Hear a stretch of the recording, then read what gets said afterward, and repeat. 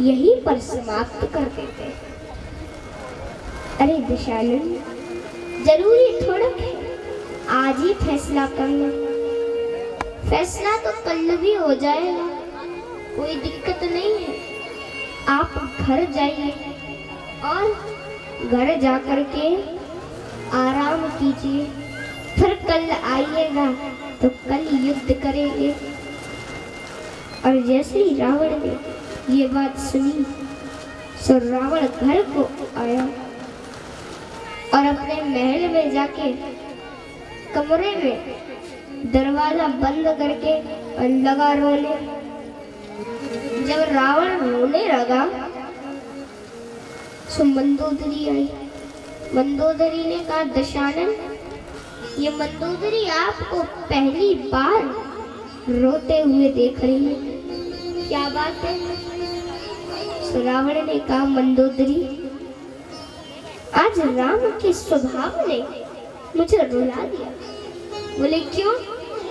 बोले राम का स्वभाव ऐसा है कि मैं राम का शत्रु, राम मेरे शत्रु है, लेकिन फिर भी आज राम ने मेरे से कहा कि दशानन, आपकी दशा देख करके लगता है कि आप बहुत थक चुके हैं।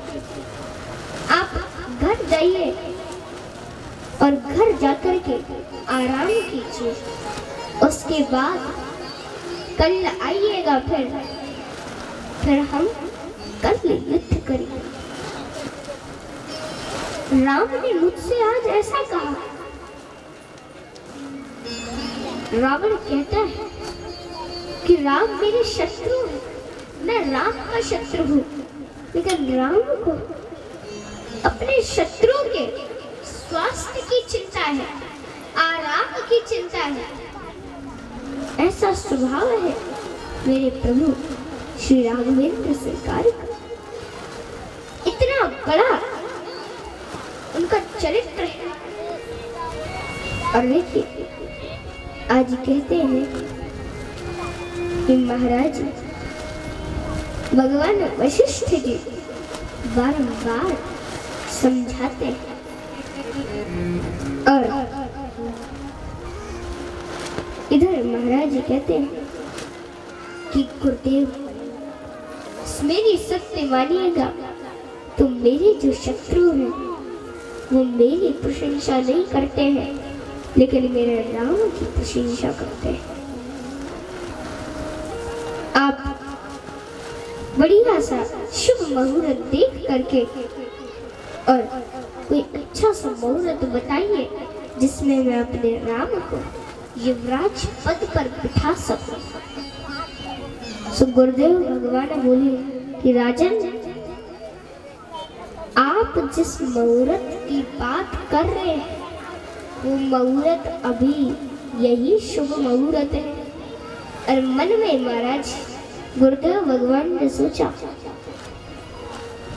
कि ये महाराज जिस मुहूर्त की बात कर रहे हैं वो मुहूर्त तो 14 वर्षों बाद आना है, लेकिन महाराज तो इतने उत्साहित है कि वो सुनने के लिए तैयार ही नहीं है, सुनने को ही तैयार नहीं है। तो मैं फिर कैसे बताऊं? और ऐसा सोच सोच करके गुरुदेव भगवान की वो एक ही बात बोल रहे कि राजन, ये आज का ये जो मुहूर्त है ना, यही शुभ। और इधर मन में ये भी सोच रहे हैं कि यदि महाराज ने मेरी बात मान करके आज इसी समय राम को युवराज पद पर बिठा दिया तब तो अच्छा होगा, तब तो ब्रह्मा जी की लेखनी एक बार बदल भी सकती है। लेकिन यदि महाराज ने प्रातः काल की प्रतीक्षा की तो फिर ब्रह्मा जी की लेखनी नहीं बदल सकती। और ऐसा मन में सोचते सोचते इधर गुरुदेव भगवान चले गए।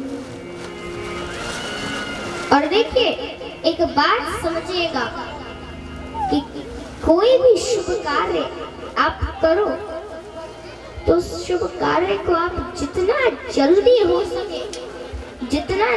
हो सके उतना जल्दी करना चाहिए। लेकिन यदि कोई अशुभ कार्य है तो आप उसे जितना टाल सके उतना टालिए। क्यों?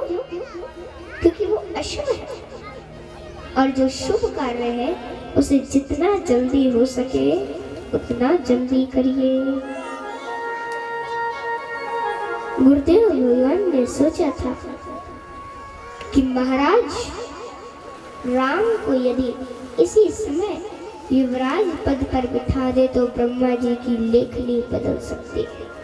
लेकिन ऐसा नहीं हुआ, ऐसा नहीं भया। फिर क्या हुआ? कहते हैं कि चाहे लाख चतुराई करो परंतु जो आपके कर्मों में लिखा है वो मिट नहीं सकता। आप चाहे लाख चतुराई करो लेकिन आपके जो कर्मों में लिखा है वो मिट नहीं सकता। इसीलिए और एक बात और समझिए कि यहाँ स्वभाव की भी बात है कि यदि आप किसी भी कार्य के बारे में, किसी भी चीज के बारे में पूछ रहे हो, किसी भी बड़े से बुजुर्ग से पूछ रहे हो तो फिर वो आपको जैसा बतावे वैसे ही करना चाहिए। अब ये नहीं कि आपने उनसे पूछा और उनने कोई और समय बताया और आपने उसी समय कर दिया, या फिर उनने उसी समय बताया और आपने कल पे टाल दिया। तो ऐसा नहीं करना चाहिए। और यहीं पर महाराज से गलती हो गई। क्या? अब महाराज से यहाँ गलती क्या हुई कि एक तो गुरुदेव भगवान से पूछने गए तो उनने समय बताया क्या? आज इसी समय। लेकिन जब आज इसी समय बताया तो महाराज ने बात नहीं मानी और कल पे डाल दिया। और जब कल पे डाला तो फिर क्या हो गया ये तो सभी जानते हैं। भगवान श्री रामचंद्र जी महाराज को 14 वर्षों का वनवास प्राप्त हुआ। इसीलिए कहते हैं कालह करे सो आज करे सो अब, पल में प्रलय होएगी बहुरी करेगा कब। इसीलिए कहते हैं कि आप यदि किसी भी कार्य को कल कर रहे हैं तो उसे आज करिए, और यदि आज करो तो अभी करो। बोले श्याम रामचंद्र भगवान की जय हो। पार भव से उतर जाएगा, पार भव से उतर जाएगा, राम के हेले से तर जाएगा, राम के हेले से तर जाएगा, ओ राम के हेले से तर जाएगा, राम के हेले से तर जाएगा। पार भव से